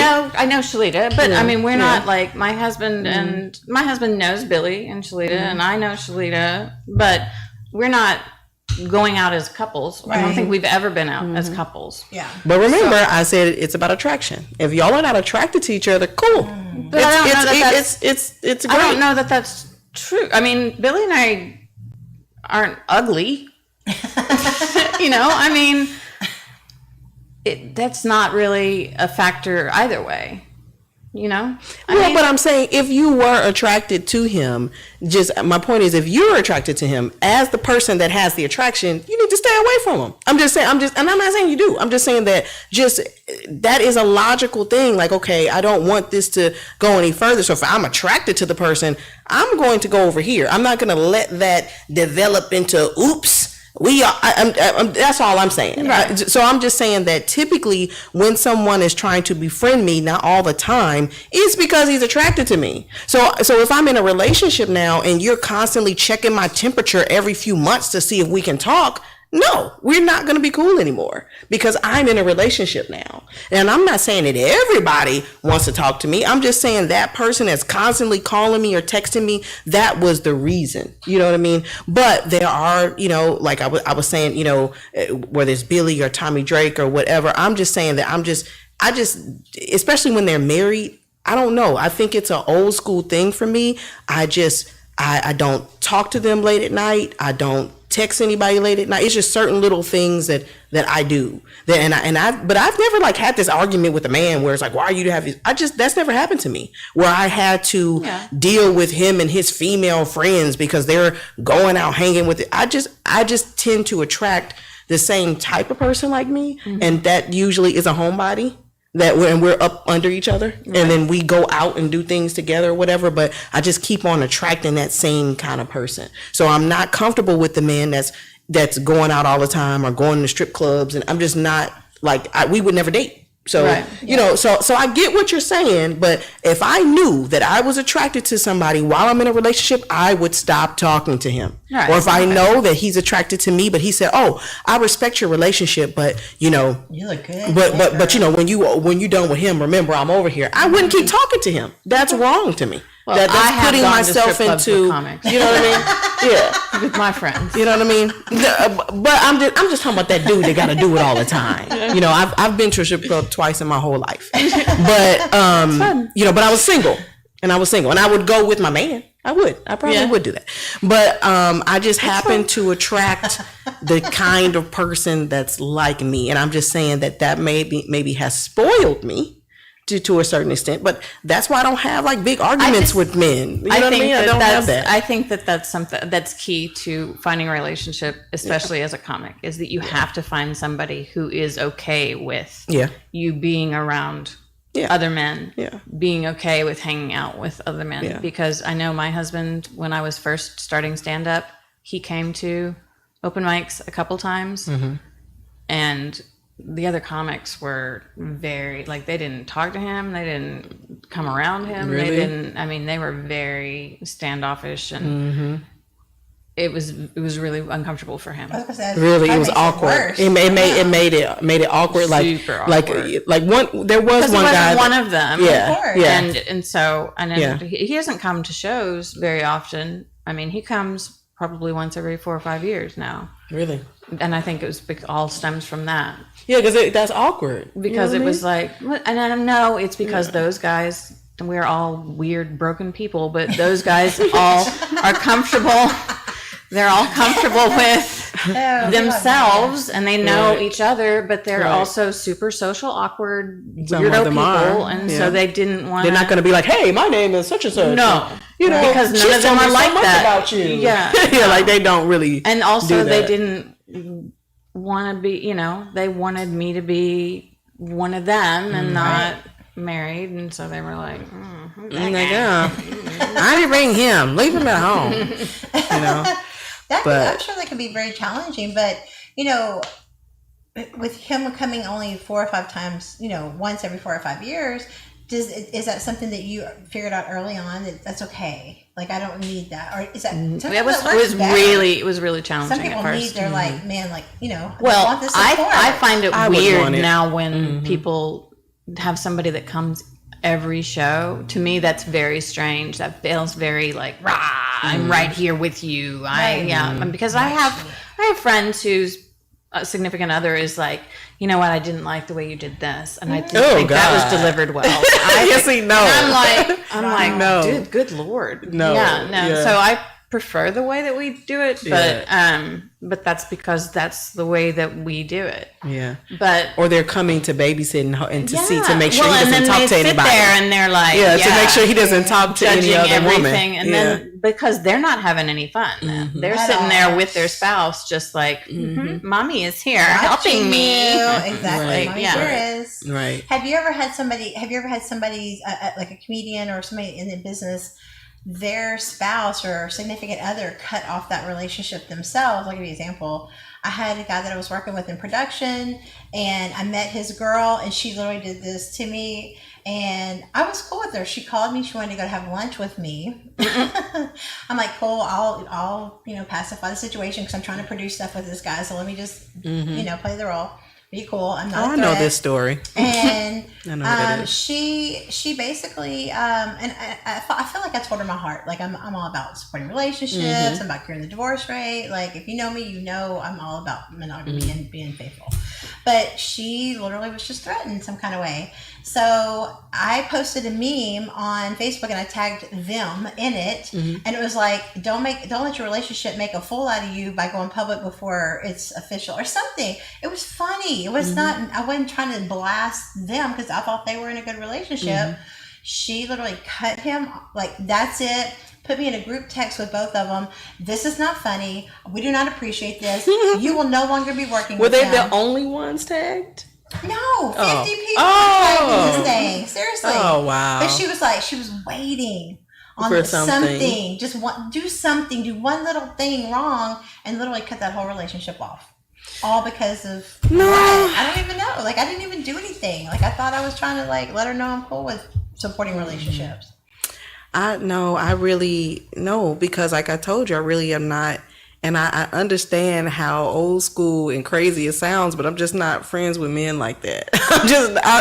I don't, and I'm really not friends with anybody like that. You're more of a loner. Yeah. So I'm really, truly, I really talk to my business partner and Roxy all the time, but I'm just not. Yeah, I'm friends with people in person at comedy clubs, and there's so many that I really, really respect. But it's still more of a working relationship. Even the mentors that are men, and I'm very cognizant of like, oh, it's 8:00. I'm not even going to text you. I'm not even going to talk about business because it's 8 or 9 o'clock at night and you are married. Right. But that's just me. It's just, but luckily I still have not ever had to deal with where I'm jealous of some man and his friend. I just have not dated anybody like that. I just haven't. It could be just weird. But I'm like you in that old way. It's respect for the spouse. Yeah. Right. I don't want no smoke. If I don't want the smoke. It's going to be weird. I'm going to try to include her or talk to her first. Right. Even when I invite couples on my show on Monday to specifically talk about marriage and promote their marriage, I still want to talk to her first. Right. It's just, I don't know. I'm just old school like that. That's just how I grew up. But we got to take another break. We come back. We got a few more questions for Battle of the Sexes. I'm like, we got through one. That was like, because we will talk about this. Right. We'll see if we can get through one more of Right. this. But you guys are listening to Edge Radio at 101.7 FM, 1540 AM on the all-new Matchmaker Hotline. We'll be back in 2 minutes. We work our whole lives to support our families. With one accident or illness, it can all be gone in an instant. Now there's a smart, affordable way to protect your family. Go to findhealthbenefits.com and discover low-cost life insurance for as little as $2 per month. Add to that a tax-deferred annuity that can help you protect your assets and grow your money for retirement. Learn more. Go to findhealthbenefits.com or call 877-235-6094. A critical illness can strike without warning and wipe out your life savings. In fact, it's the #1 reason for bankruptcy. Find Health Benefits offers an affordable solution.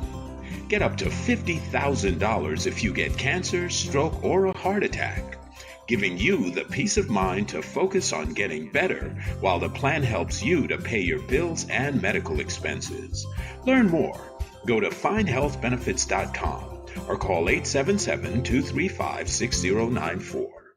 66% of seniors spend more time shopping for cable TV than Medicare plans. Most say because it's just too confusing. Laws change every year. The wrong plan could cost you thousands and prevent you from seeing the doctors you want.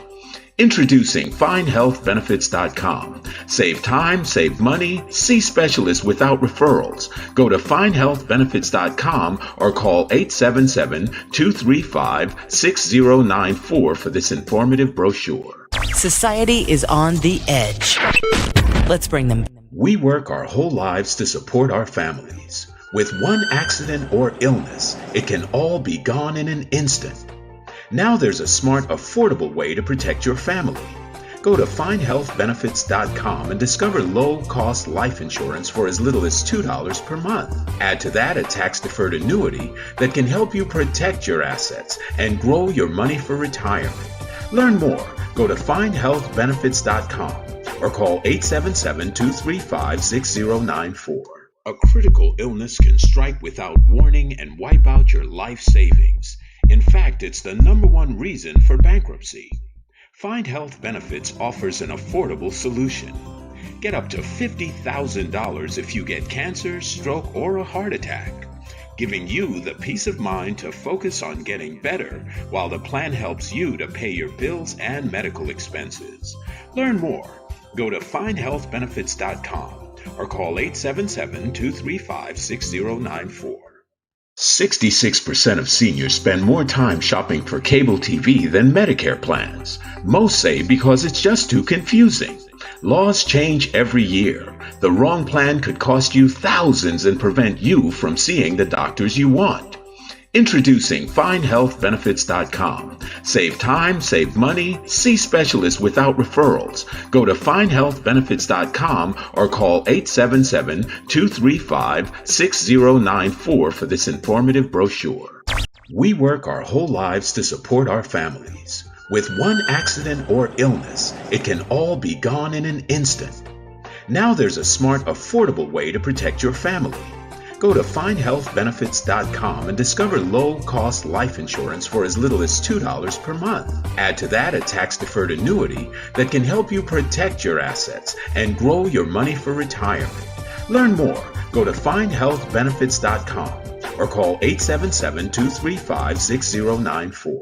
A critical illness can strike without warning and wipe out your life savings. In fact, it's the #1 reason for bankruptcy.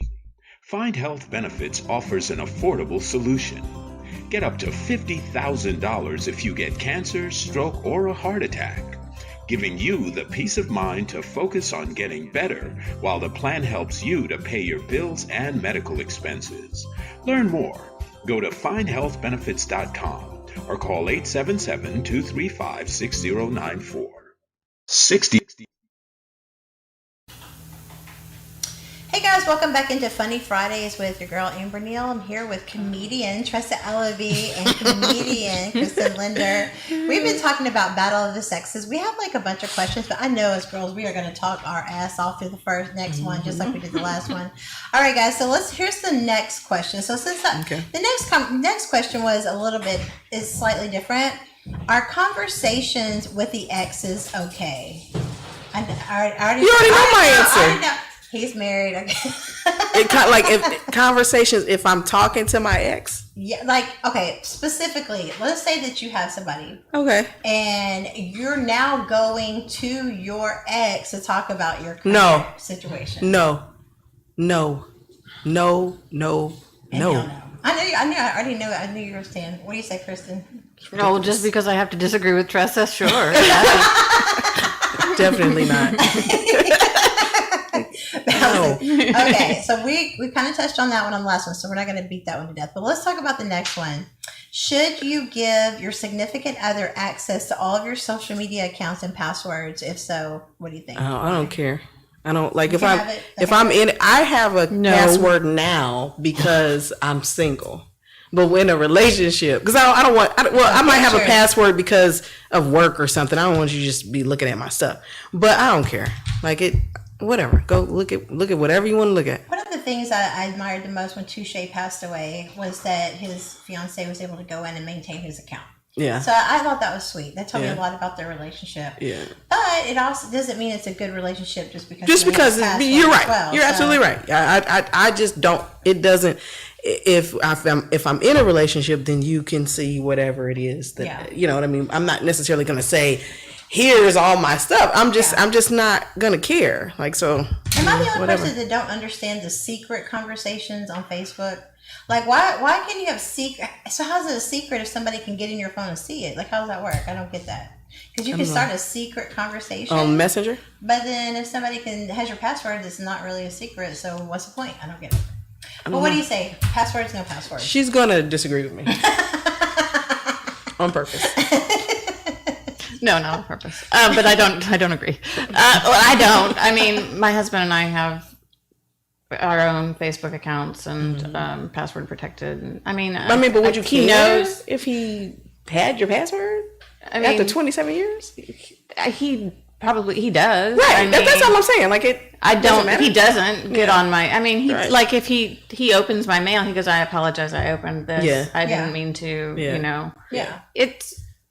It's fine, but we respect each other's privacy. I wouldn't have apologized after 27 years. After 27 years? Yeah. We do, because we have separate bank accounts. We have separate, we do have our own stuff. And It's funny because that was actually one of the questions down here was finances. When do you put your finances together, or do you? Because the question was, if you're just dating, is it okay to blend your finances? At what point? No. I think that. Well, I now I really don't necessarily want to be married again. I'm fine with the time I was married. That's cool. I no longer need that. Right. I want a very reciprocal, delicious, monogamous relationship, but I don't necessarily have to be married. But if you're dating, there's nothing wrong if you pay bills together to have an account together, but then you still should have your separate thing. Yeah. Because the thing about relationships are you cannot control someone else. You know what I mean? And there's one teacher I listen to all the time. It's like you have to basically say, okay, let's see how well we like each other and let's go from there, because that actually could change. So just trying to merge everything together, that's a little much, because I could love him, but he could fall out of love with me. I can't control that part of it. And then just to put all that stuff together like that and then have to break up and move all of that stuff separately, that's a lot. It's one thing to trust you with my heart, but you ain't getting a wallet, bro. Right. Credit, your credit rating and all that. All that merged, all of that stuff together. Especially dating. I mean, we have separate checking accounts. We have separate, I mean, that's now at 27 years. We but still when have everything separate. I was married for like 13, but we had everything together. But it was because I was the man of the house. Really. You know what I mean? And that's the difference between being at my age now. I don't want to control everything. I don't want to make all the decisions. I don't want to do, but I did. You know what I mean? And he was older than me, but we were young. I got married when I was younger than my daughter when I got married, and I would kick her behind if she came and told me that she was going to get married. Like, what are you talking about? Right, exactly. But because I had moved out when I was 17, he was older than me, but when we lived together and we got married, that was his first time leaving his parents and everything. And so I controlled it all, and he back then thought that was sexy, and then you grow out of that and he realized it's not sexy for me to tell him what to say and think. And that becomes, as you grow older, we grew apart because now he realizes that as a man he doesn't want that. You know and what after I mean? 18 years of being a single mom, you weren't single the whole time. But then once you become a single mom, it's like, I have more respect for the guys. It is hard out here, but I want a guy that's actually going to help me. I don't need another kid. No, exactly, and that's really what it is. But if I be honest with myself, I started that. You know what I mean? I have a hand in that, and he was letting me at the same time, but I was controlling. I was a bitch. You know what I mean? So I'm 42 now. I was 19 then, and to me, that's what I thought that he needed. So my point is, we're gonna have the same account. You're going to deposit your check, or you're going to give me your check, and I'm going to pay everything. And when something needs to be decided, trust is going to do. I'm not that person anymore. I don't want to do that. I in no way want to make I want to be led, and he can be a leader, and I can follow. We can do things together. But a king that's a whole different. That's a whole different show at this age. But it really is, though. I mean, there's no way I would want to do that. But with you being married, Kristen, one of the things there was a guy that was married like 60 years, and he said the secret to his marriage was the fact that he was married to 8 different women, but they were all the same woman. Yeah, okay. But that's the truth. We evolve. We are not the same every decade or every 5 years. It could be every year, depending on your growth game. You could be totally different in 1 year from now. Right. But how do you evolve that together? Because I guess that's if you make it or break it.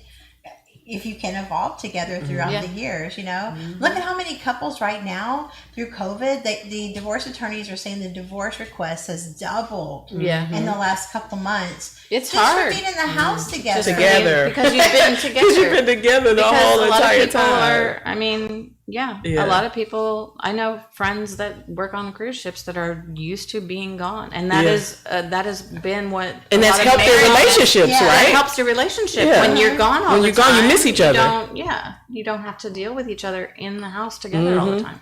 I know for my husband and I, he likes me for about a week at a time. And then I'm gone for 2, and then I'm home for a week, and that's great. But no, I mean, he's a school teacher. He's now home 100% of the time. I'm home 100% of the time. My 23-year-old was home for spring break, and then was home for the entire. So there are 3 of us in the house together, 24/7. Yeah, and it's been a lot. Been interesting. She's right? still getting through it. You know, hopefully they don't call another lockdown. Right. But I'm weird though, because I would want to run businesses with my spouse where we would be together. Yeah. You know what I mean? That's a dream. I mean, that's always been a dream. It's probably not going to be the case now because I'm in the hair industry and it may not necessarily be, but I still would want to open up other businesses together where we would be together. But I like I said, I attract those kind of people. So the quarantine didn't really affect me because I already had everything delivered. That's what everything. I've been delivering groceries. And it's the store's right around the corner. But I use technology, and I just okay, it's done. So I'm in the house anyway. I think for more introverted people like us, this. But I'm not introverted. That's what's weird. We're loner. Like I'm not introverted. A huge circle. We're extroverts and introverts. Like we ambiverts. can be social, but ambiverts. In our off time, we're kind of. But that's the thing; it didn't really change much for us, But if you're an extrovert, I think this is definitely a special kind of hell when you can't get out. Oh yeah, for extrovert, they were going crazy. But it can be annoying for introverts too because you can't have that autonomy that you need to recharge your batteries. So it can be challenging both ways. I think we have time for one more question. Let me make this a good one. So how much of your relationship issues or business do you think is appropriate to put out on social media? How much? None. How much Some of your blast relationship each issues? I think that is so tacky and classless. Yeah. I mean, well, because you don't want that out there. Plus, you don't know, like, okay, if I'm having a fight with you today and I put it out there that, you suck and you're the worst, and then we make up. Right, and everybody hates you. Okay, so now that's out there. Mm-hmm. Oh, oops. I think it's more about honoring your spouse. Well, like, even if you're mad at them, you're supposed to defend them to other people. Yeah, I mean, I think it's weird when, you have people that are like, I am not going to post who I'm with. That is weird. And, my answer... He's married. He must be married, or he has a woman. If he don't ever want to post you ever, that's weird. Yeah. But no, I don't think any of your business. You're if you having a fight or something. But a lot of people also feel that just putting good stuff is being fake. Right. You know what I mean? So they're like, but I don't know. Your personal business shouldn't be on social media. No, I mean, because I've seen people post stuff on there like, this is it. I'm done with this bitch. No, that's just crazy. And then the next day, it's like, we're back together. No, that's crazy. But another thing that's really unattractive if you're single is if you do get a new relationship, the people that are constantly updating their Facebook status, new relationship. Yeah. I'm like, dude, but I do love watching those. I do love watching that. I'm like, what's crazy doing today? Right. What's crazy up to today? Right. It's funny because Roxy does it like every week, but it's a joke, and she puts, that she's engaged to somebody, and it's funny because like a lot of her fans will believe it because they didn't see that she just posted it like a week before, but she has had a dude be kind of upset at her for posting that, and he's like, "What are you talking about? I'm just playing. That's just a joke." But people take what's on social media very gospel, like it's seriously, like it's the absolute truth. It's fake book. Yeah, everybody's so perfect driving their Bentleys around. Okay, so we do have time for one more question. This is really funny. What is the single most important thing for a relationship to be successful in your mind? Honesty. Trust. Time apart. I mean, time apart. Distance. Vacation. Social distancing. I think communicating. I mean, it goes with honesty, but communicating, talking to each other about what your needs are, what you are feeling. I think that, I mean, honestly, that's goes kind of back to the love languages stuff, but that's because I know what his love language is because I talked to him about that. I read that article and then I was like, this was not a love language that was listed, but for me it is giving gifts. Yeah. Because I always do that. I always, buy him stuff. And then he was like, well, mine is of those, mine would be, doing acts. Do you think it's helped y'all to understand this? I mean, Yeah. it's a new thing. It really does help. Because how you give and receive may be totally opposite from someone else. And they're like, but I bought you everything you wanted. Like, I didn't want that. I want a hug. Yeah, totally. Yeah. That's so important. So here's okay. So that, I think that was some pretty. We have some more questions. We don't have time to get to those, but want to give young aspiring comedians, specifically people that are like, Quit. Like you. Oh, I'm sorry. Was Just that not the question? now. And be prepared that when you go to some of the open mics, not all comedians are nice. I have to tell you right now, not all comedians are nice. Some will definitely try to kill your dreams and get you to quit because they're just trying to. They know something you don't. They're trying to save you the mental anguish, but it will come off kind of ugly. But believe in yourself. I mean, that's the main thing. I want to give advice from each of us when you're aspiring. Definitely get the Comedy Bible. Just because it teaches you subjects, things that you think are weird or strange or funny or whatever. It kind of helps you start brainstorming your ideas and what you want to talk about, because like you said, some people talk about themselves, some people talk about relationships, whatever, other people, and I remember Lunell said, she said people tell jokes but comedians tell stories. And so just depending on your style, but I think it's really just about believing in yourself no matter what anyone else says. Now if you have everybody telling you you're not funny, then maybe you might want to listen. But for the most part, believe in yourself. I had people tell me when I first started doing promoting and TV and everything I was doing, you're doing too much. And I'm like, it'll feed each other one day. And sure enough, it is. But I had to have the vision to see that. That's my vision. That can't be someone else's truth. So know your truth. And if you've always been told you're funny, the first step is for me, get the Comedy Bible and start exploring. Because one of the questions you do have to answer is when you will quit. Because you give it so long, and then you've got to know, okay, maybe I should be a writer, maybe I should be an actor. There's other avenues to speak other than just stand up itself. What's your advice, Tressa, to new up and coming aspiring comedians? Don't take advice from open micers.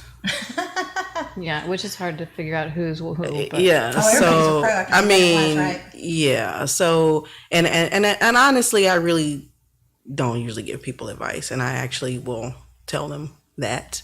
But write every day. I mean, even if it's for a few minutes, and make sure that you have, you're writing everything backed up some kind of way, or, email it to yourself, put it in a file, OneDrive or whatever. But write every single day. Do as many open mics as you can. And it was something else right on the tip of my tongue. And then once you are getting booked, you got to learn about marketing. You got to learn marketing, social media. Once you've gotten to the point of getting booked, which it usually takes a few years to start actually getting paid for shows if you're funny. And that's why you got to love it. I mean, if it's a hobby, you'll give up so quick. But if you really have a passion, you love it. Because I'm telling you, it is probably the scariest thing I've ever done. But there's nothing that can match that high of a good show, and you made them laugh, and you had a great set. I mean, there's nothing that compares to that. It's enough to keep you going again. Because next time you might get booed, but you got to get back on there. Right. What's your advice, Kristen? Okay, so if you want to try stand up, the first thing you have to do is just go to an open mic. Don't you plan on going up, just go and watch, because it'll only take a couple weeks before you decide to get up, because you'll see people that there's no way you could be worse than some of the people that you see. So true. So that's how you get started. I also recommend to any artist to read the War of Art.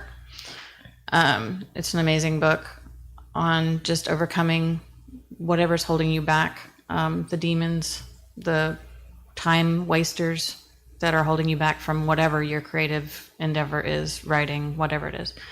And then I think if you're going to do stand-up, before you get up on stage, prepare more than you think you need. If it's 5 minutes, prepare 10, because the minutes go by way faster than you think. They are. Your material will go by way faster than you think. You will rush. You will And don't think that you're just going to get up there and wing it. Oh my God. So many people think that that's what we That's do. what it is. They really think that. And that's not what we do. We are prepared. And the people that are good at this make it look like we just are doing it off the top of our heads, but nobody is doing that. I promise you, Chris Rock is not doing that. Richard Pryor was not doing that. That was all prepared material. So even if people tell you you're hilarious in the living room with your friends, that's not what we want to see.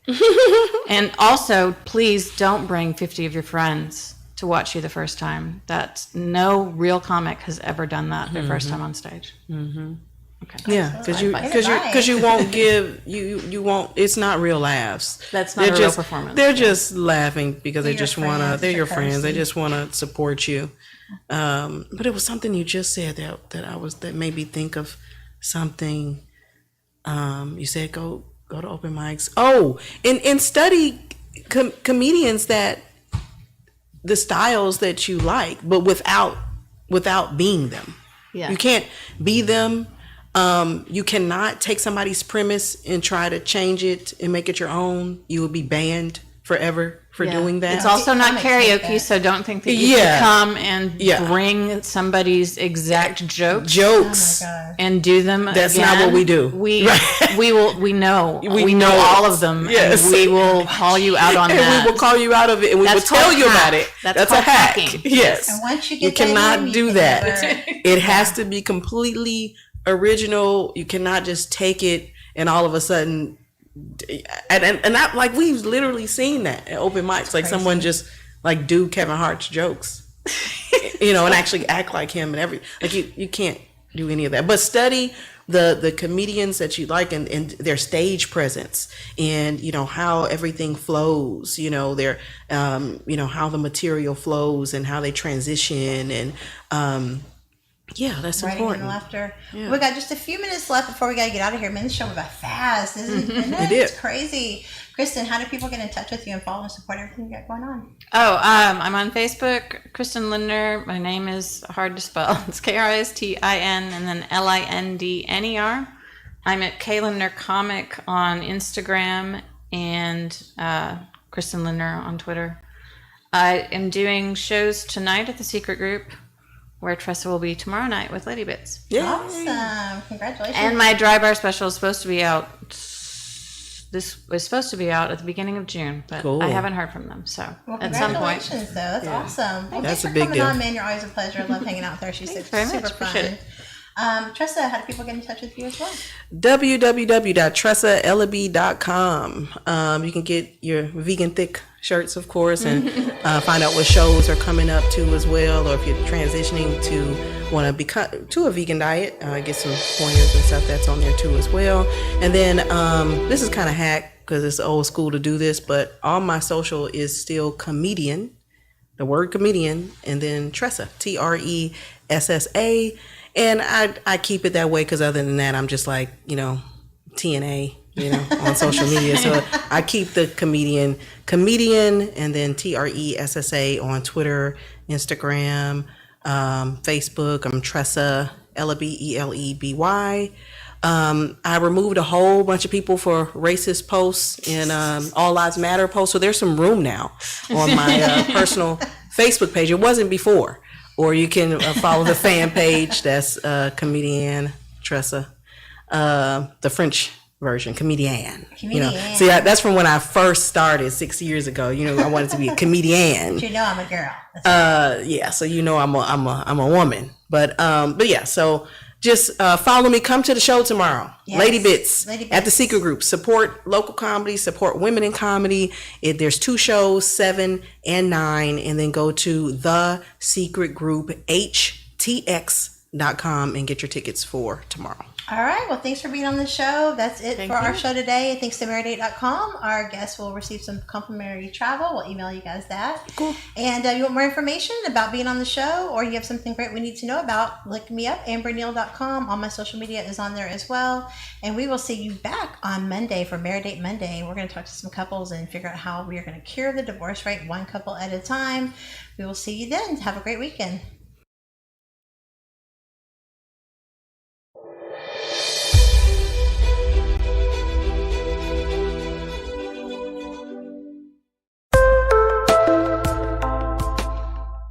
Okay, so we want to talk about belief for a second. Please tell me your name. Virginia. Okay, awesome. Okay, Virginia, right-handed or left-handed? Right. Okay, go ahead and relax. Put your hands down, right by your side. Okay, so Virginia and I obviously don't know each other, but I just want to show you this. Okay, so you're going to put your arm out in front of you. And I'm going to try to stop you by pushing it down. You resist as hard as you can.